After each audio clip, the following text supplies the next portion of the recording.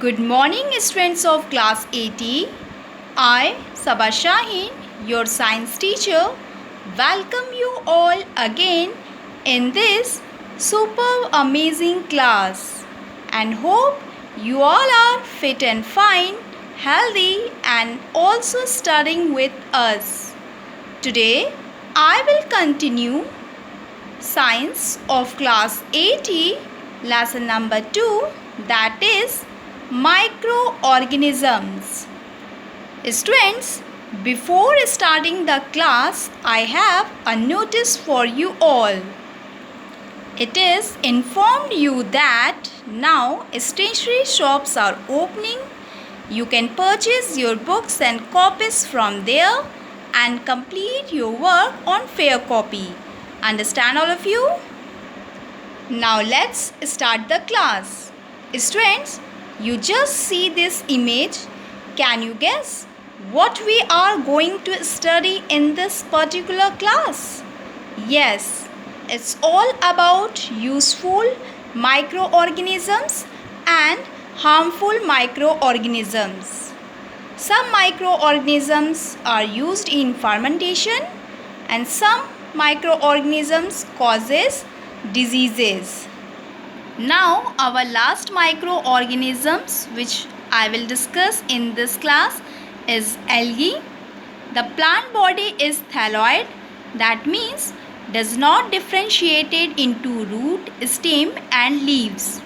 The algal plants are chlorophyllous, autotrophic and photosynthetic, that means they make their own food. The algae are often named after they are colored as green algae, brown algae, red algae, etc. This difference in color is due to the presence of certain special pigments in addition to chlorophyll. Blue-green algae, these are simplest, primitive and prokaryotic algae. For example, nostoc, oscillatoria, etc. Now next topic is useful microorganisms. Except viruses, all microorganisms like algae, fungi, protozoa, bacteria are useful for us. Algae, it is the source of oxygen. All algae are autotrophic and act as producers. During photosynthesis, algae produce oxygen and also as a source of food. Chlorella, nostoc, etc. are the some algae which is used as food and it is also used in nitrogen fixation. Next is fungi in agriculture. Agriculture, it is used as a to increase soil fertility and also used in industries in the process of fermentation, and mushroom that we eat is also fungi and also used in the production of antibiotics just like penicillin. Next is protozoa, act as a link in aquatic food chain and also helps in digestion of cellulose in certain animals. Next is bacteria in agriculture and in dairy industry. The curd which is made from the milk is made from the lactobacillus bacteria.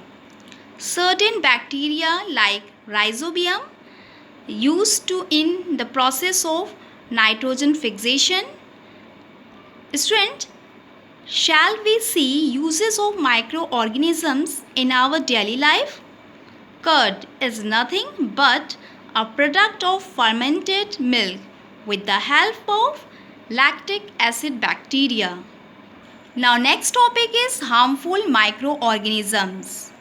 Harmful algae, which causes water pollution, and algal bloom, which reduces dissolved oxygen. Harmful viruses, which causes several diseases just like polio, AIDS, etc.